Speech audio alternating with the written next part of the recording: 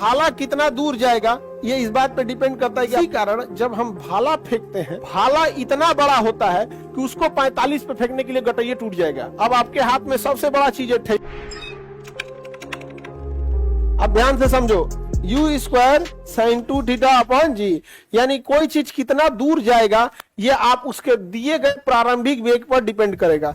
जितना तेज फेंकेंगे उतना दूर जाएगा। तो u क्या है? प्रारंभिक वेग है। अब यहाँ प्रारंभिक अंतिम वेग से कोई मतलब नहीं है, u क्या है? वेग है। u क्या है? वेग है। तो भाला कितना दूर जाएगा ये इस बात पे डिपेंड करता है कि आप कितना वेग से क्या किए हैं? फेंके हैं। जी आप तो डिसाइड कर नहीं सकते, 9.8 होता है, 10 आप मान के चलिएगा यहाँ पे, तो इसमें तो आपका कोई योगदान नहीं है। अब बात करते हैं थीटा। अब आपके हाथ में सबसे बड़ा चीज है थीटा, एंगल।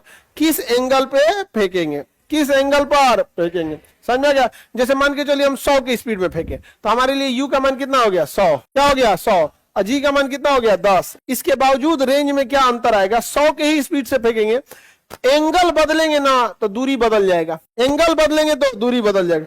आप 100 के स्पीड से फेंकिए लेकिन निचवा करके फेंकिए, ऐसे ले ये जाके गिर जाएगा। लेकिन 100 के स्पीड से थोड़ा ऐसे फेंकिए, यहां जाएगा। तो और ऊपर करके फेंकिए, यहां जाएगा। एक काम कीजिए, 90 डिग्री पे फेंकिए, ऊपर गिर जाएगा। यानी आप जो पहले वेग उसे दिए हैं इससे ज्यादा डिपेंड कर रहा है कि आप उसे किस एंगल पे फेंके हैं। अब एंगल के साथ कॉस थीटा है या साइन थीटा? क्या है? एंगल के साथ साइन थीटा है। एंगल के साथ क्या है? साइन थीटा दिया हुआ।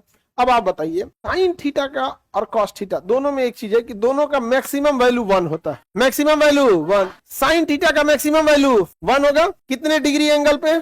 90 डिग्री एंगल पे। साइन 90 का वैल्यू, यानी हमें ऐसा काम करना है कि इसके जगह पे 1 हो जाए, इसके जगह क्या हो जाए? 1। इसके जगह तभी 1 हो सकता है जब साइन 90 हो, साइन 90 हो। लेकिन प्रॉब्लम यह है कि अगर आप 90 लिखिएगा ना तो इसमें 2 का गुणा है 180 कर देगा। क्या कर देगा? 180। तो हम वहां क्या लिखे कि 90 हो जाए? क्या लिखे? 45। तो अगर हम थीटा बराबर क्या लिख देते हैं? 45।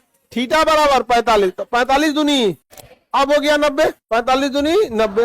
अब क्या हो गया? 90। कोई दिक्कत? अब 90 हो गया। अब साइन थीटा मैक्सिमम हो गया, मैक्सिमम हो गया तो हो गया। अब जितना वेग से भेजे थे उसका स्क्वायर कर दीजिएगा।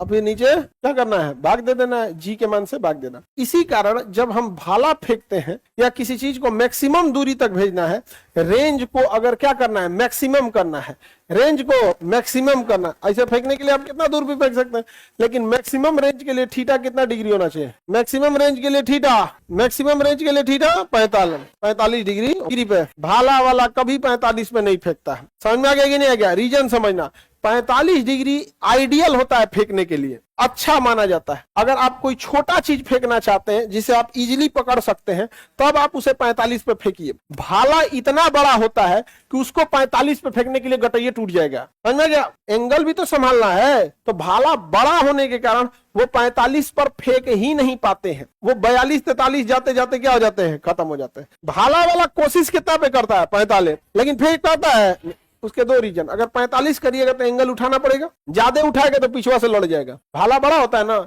ज्यादा एंगल उठैले के चक्कर में पिछवा से लड़ जाएगा। और दूसरा उसको गर्दनों 45 उठाना पड़ेगा, ये ऐसे, तो थोड़ा सा उसको दिक्कत होगा यहाँ पे। तो कोशिश करता है 45 उठाने का, लेकिन ढेला चलाइएगा तो मैक्सिमम दूर जाएगा। ढेला चलाना है तो 45।